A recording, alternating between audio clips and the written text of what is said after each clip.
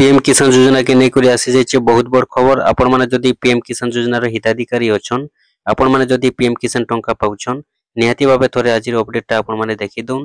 PM किसान योजना 20 number किस्तीटा August मास रे मिली सारिचे आ 21 नंबर किस्तीटा बहुत जल्दी मिलवा के जाउछे। तो देखुन जेनटा कि अपडेट आसी सारिचे, मुई आपण मानकु देखे दउचे। चलुन जेनटा कि अपडेट रे आसी सारिचे देखि पारुथिबे। छठ पर्व पूर्वरु चाषींको सरकारंको बड़ भेटी मिलिबो पीएम किसान टंकार 21तम किस्ती। केंद्र सरकार चाषींको पई अनेक योजना चलाइछन्ति, जहा द्वारा लक्ष लक्ष चाषी सीधासलख लाभ पाउछन्ति। आज मध्य देशर अनेक चाषी आर्थिक भाव में असुरक्षित, तेणु सेमानकु सहायता प्रदान करबा पई प्रधानमंत्री किसान सम्मान निधि योजना आरंभ करा जायथिला। एही योजना अधीन रे चाषी मानकु वार्षिक 6000 अनुदान प्रदान करा जाय। एही तीनोटी किस्ती रे सीधासलख सेमानक बैंक अकाउंट को पठा जाय। ए पर्यंत एही योजनार 20टी किस्ती जारी करा जायछि एवं एबे चाषी माने 21तम किस्ती पई अपेक्षा करिसंती।